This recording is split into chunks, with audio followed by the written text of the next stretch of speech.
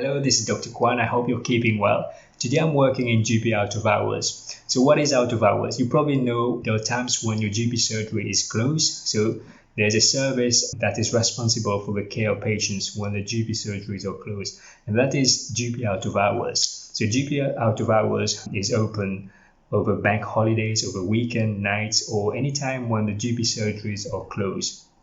In out of hours, we see a lot of interesting cases. A lot of sick patients come to GP out of hours. Because of what's been happening with the pandemic, there has been a lot of changes with how we're assessing patients in GP out of hours.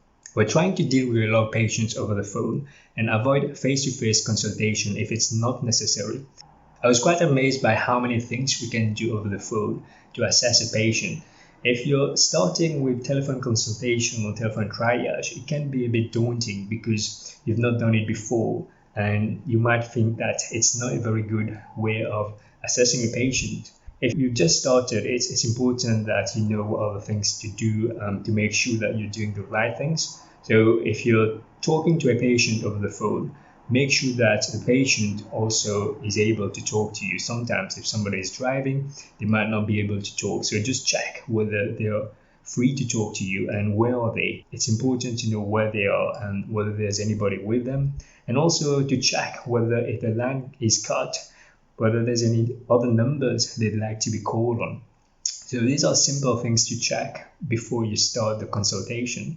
And during the consultation, take a history, assess the patient. When it comes to assessment, it's a bit more tricky because you can't assess a patient properly if you're not seeing the patient face to face. So sometimes what you might have to do is to ask the patient to do a few things to assess himself.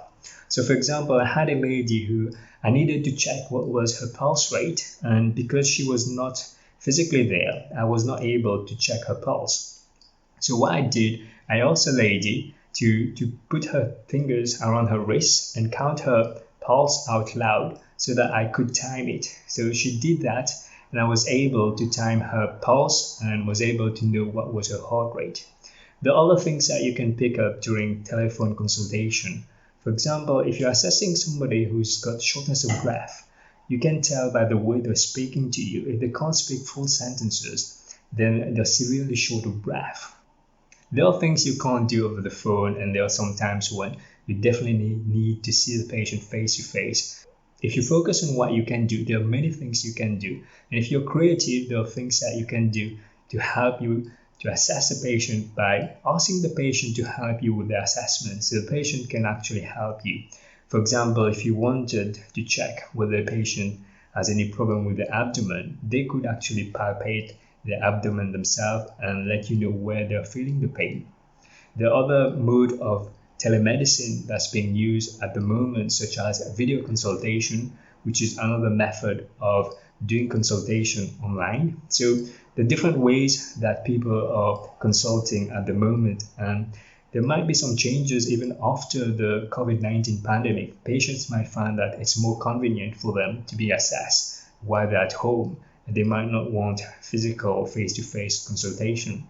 Technology is very useful, especially in these times when we need to keep social distancing and we need to avoid face-to-face consultation if possible. This pandemic has accelerated the uptake of telephone consultation, of video consultation, and there's a lot of people who are actually having to use these modes of consultation tools which they previously didn't want to get into.